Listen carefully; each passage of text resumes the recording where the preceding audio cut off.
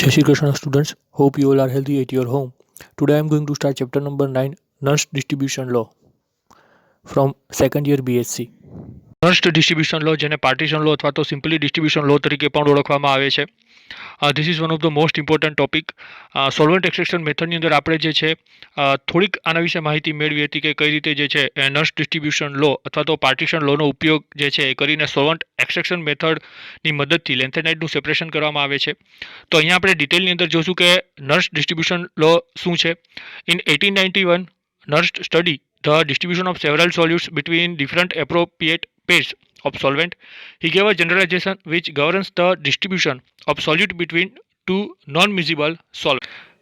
તો 1891ની અંદર જે છે તેમણે ઘણા બધા સોલ્વેન્ટના જે ડિફરન્ટ પેર્સ જે છે તેમની અને અલગ અલગ સોલ્યુટ જે છે તેમના ડિસ્ટ્રીબ્યુશનનો જે છે એ અભ્યાસ કર્યો હતો અને આ વાતથી તેમણે એક સામાન્યીકરણ જે છે અથવા તો એક લો આપ્યો કે જે એવું કહેતો હતો કે જ્યારે કોઈ પણ બે અમિશ્રિત પ્રવાહીની અંદર સોલ્યુટ એડ કરવામાં આવે ત્યારે તેની સાંદ્રતાનો જે ગુણોત્તર છે તે કેવો રહે છે તો કે અચળ રહે છે.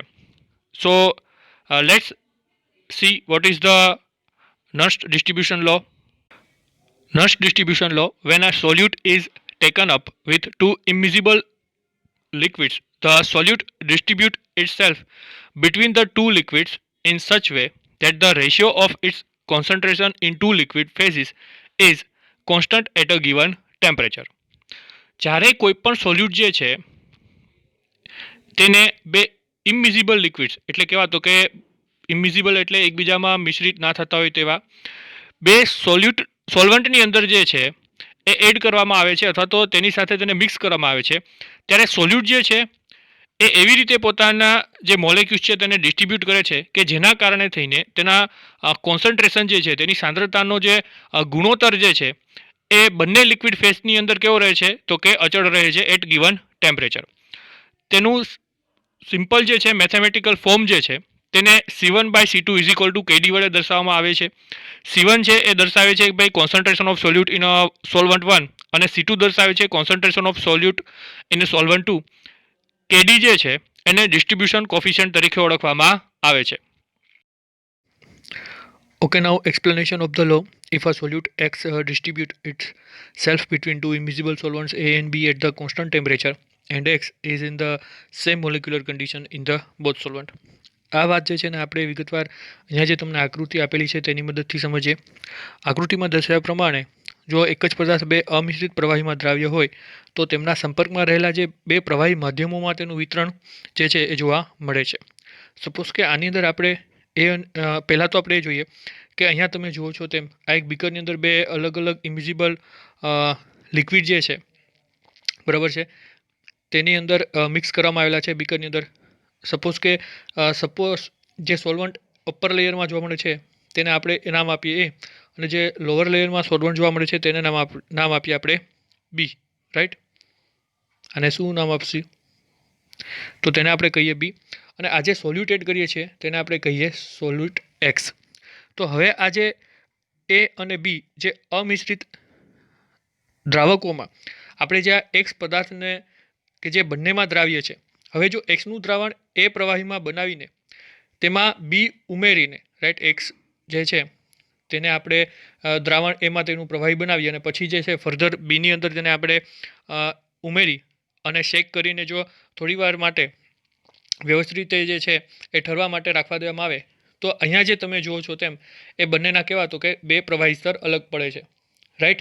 હવે મૂળ દ્રાવક એ જે છે એટલે કે જે સોલ્યુટ એ જે છે સોલ્યુટ એક્સ જે છે એ શું થશે તો કે એમાંથી કેટલોક ભાગ જે છે એ અમુક પ્રમાણમાં બીની અંદર આવે છે, રાઈટ.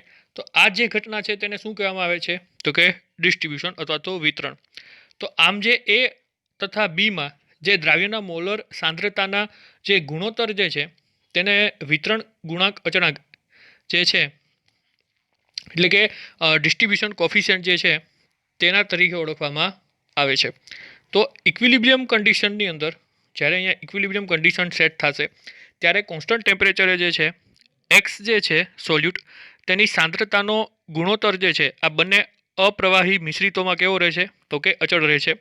સિમ્પલી જો આપણે નર્સ ડિસ્ટ્રીબ્યુશન લોની વાત કરીએ તો તેને સિમ્પલી ડેફિનેશન એવી આપી શકાય કે સંતુલન સમયે નિયત તાપમાને કોઈપણ દ્રાવ્ય પદાર્થની સાંદ્રતાનો ગુણોત્તર જે છે એ આ બંને અમિશ્રિત પ્રવાહીઓમાં કેવો રહે છે તો કે અચળ રહેલો જોવા મળે છે. અહીંયા જે આપેલું છે અગાઉ આપણે C1/C2 = KD જે ઇક્વેશન છે એ જોયું હતું.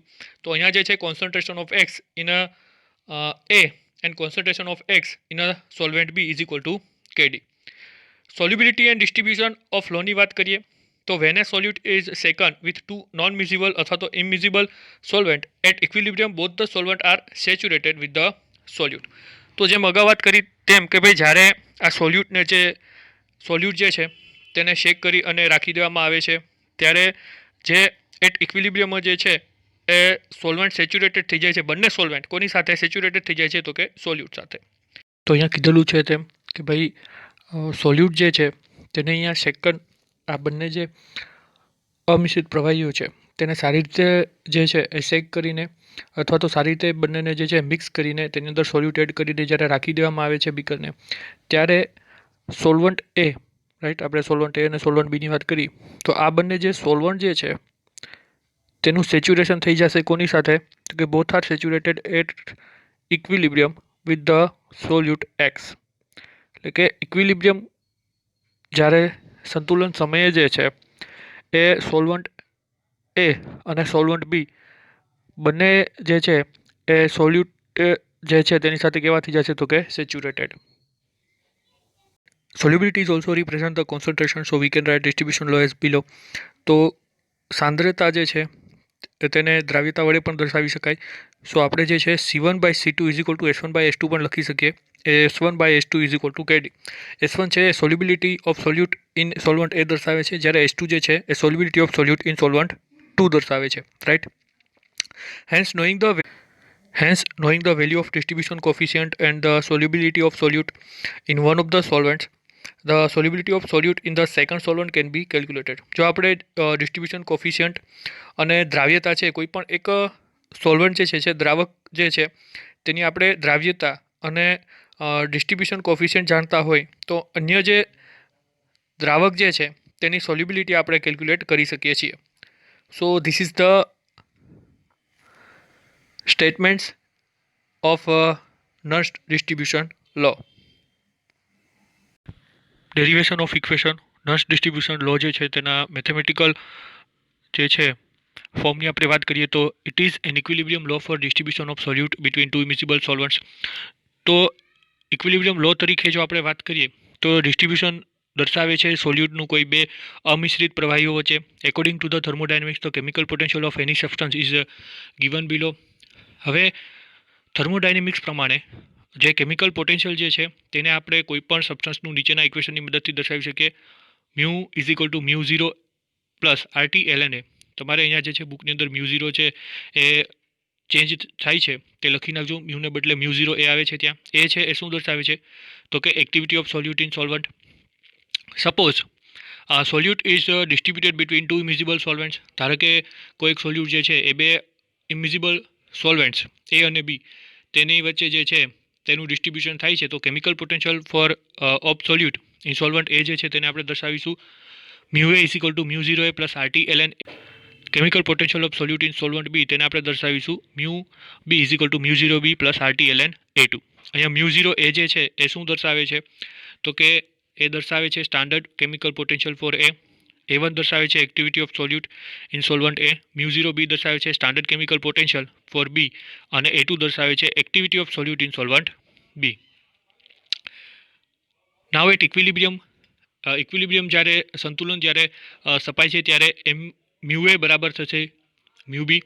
હવે સિમ્પલી આપણે μA અને μBની જે વેલ્યુ લીધેલી છે તેને અહીંયા પુટ કરીએ તો μ0A plus RT ln A1 is equal to μ0B plus RT ln A2. RT ln ને કોમન આપણે આ તરફ લઈ જાય તો RT ln A1/A2 is equal to μ0B minus μ0A because final minus initial હોય છે તે માટે. Okay, so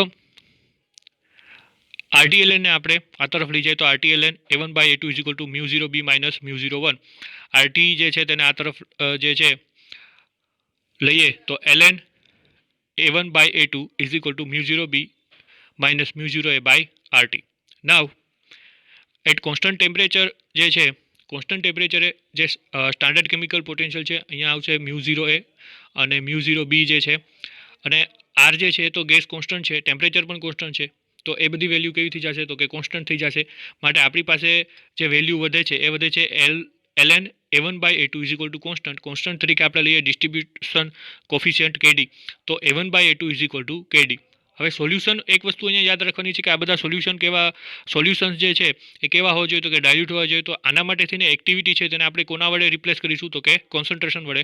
so C1/C2 is equal two kd. So this is the mathematical forms of Nernst distribution law. Limitation or conditions of Nernst distribution law. આ જે લો છે તેના મર્યાદાની અથવા તો તેની શરતોની વાત કરીએ. So temperature should be remain constant. Temperature જે છે એ કેવું હોવું જોઈએ તો કે કોન્સ્ટન્ટ હોવું જોઈએ. Solution should be dilute. Concentration of solute in the two solvent should be low. બીજું સોલ્યુશન જે છે એ કેવા હોવા જોઈએ તો કે ડાયલ્યુટ હોવો જોઈએ, અને કોન્સન્ટ્રેશન સોલ્યુટનું જે છે એ બંને સોલવન્ટની અંદર કેવું હોવું જોઈએ તો કે ઓછું હોવું જોઈએ. The two solvent should be immiscible. બંને સોલવન્ટ જે છે કેવા હોવા જોઈએ તો કે બંને એકબીજામાં મિશ્ર ન થતા હોવા જોઈએ, એટલે કે અમિશ્રિત હોવા જોઈએ. The molecular state should be same in both the solvent. તો મોલેક્યુલર સ્ટેટ જે છે એ બંને સોલવન્ટની અંદર કેવી હોવી જોઈએ તો કે સેમ હોવી જોઈએ. અને ઇક્વિલિબ્રિયમ કોન્સન્ટ્રેશન છે એ ક્યારે પ્રાપ્ત થશે તો કે જ્યારે આ મિક્સર જે છે તેને લાંબો સમય સુધી શેક કરી અને તેને રાખી દેવામાં આવે છે ત્યારે જે છે ઇક્વિલિબ્રિયમ કોન્સન્ટ્રેશન છે એ પ્રાપ્ત થાય છે. Students, this is the end of this lecture. Next topic વિશે તમે નેક્સ્ટ લેક્ચરમાં અભ્યાસ કરશો. Till then take care. જય શ્રી કૃષ્ણ.